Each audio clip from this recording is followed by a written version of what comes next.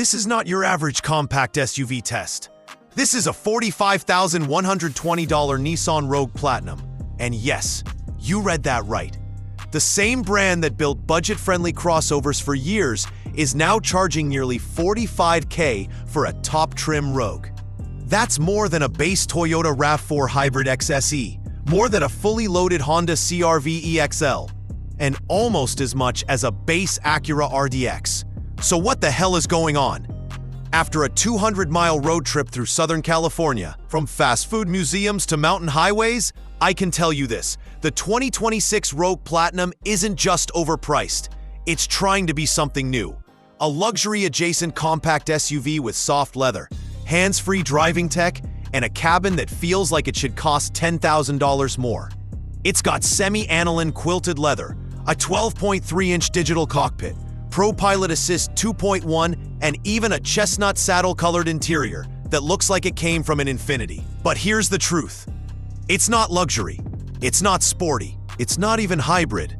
It's a 3-cylinder turbo SUV with a CVT, 201 horsepower, and steering so light it feels like a golf cart. So why does it cost $45K? And is it actually good? Let's break it down, because this might be the most confusing and most interesting compact SUV of 2026. Let's be honest, the moment you step into the Rogue Platinum, it feels expensive. The chestnut saddle-colored interior is stunning, warm, rich. And unlike anything else in the segment, the semi-aniline quilted leather seats are soft. The dash, door panels, and knee rest are wrapped in padded leather-like material.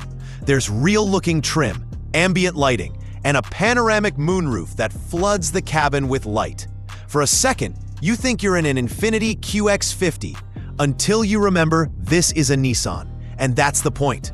Nissan isn't trying to sell you a sporty SUV. They're selling a premium experience, one that's just luxurious enough to justify the price.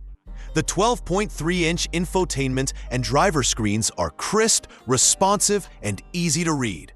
The steering wheel has a tiny bump to help you find the track skip button without looking, a small but thoughtful detail. The rear doors open wide, making car seat installation and passenger entry way easier than in rivals. And the 36.5 cubic feet of cargo space is competitive. Not class-leading, but enough for suitcases, groceries, or weekend gear. But here's the catch. None of this hides the fact that it's still a Rogue. The powertrain is soft. The ride is okay, but not plush. The CVT is smooth in theory, but in stop-and-go traffic, it feels lumpy, with sudden surges and hesitation.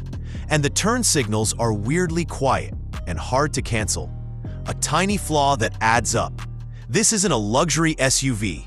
It's a well-dressed, mainstream SUV. And at $45,000, that's a tough sell. The biggest reason to go Platinum? ProPilot Assist 2.1, Nissan's hands-free driving system. On select highways, it controls steering, braking, and acceleration. And yes, you can take your hands off the wheel. I tested it on a long stretch of freeway, and honestly, it's really good. Smoother than Ford's Blue Cruise, more natural than GM's Super Cruise. When I signaled to change lanes, the Rogue checked for traffic, then started accelerating halfway through the lane change, reducing the chance of forcing the car behind me to slow down. That's smart. That's thoughtful. And on a 50-mile commute, that kind of tech could save your sanity. But here's the problem. It costs $3,200, and after the first 3 years, you'll need a subscription. For a $45K SUV, that's a lot.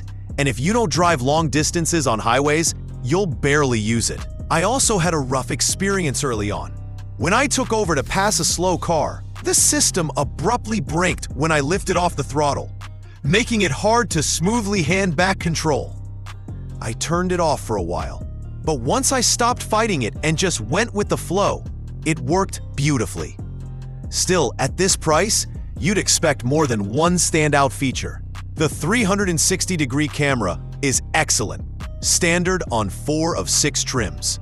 With clear views and a dedicated button on the dash, that's a win.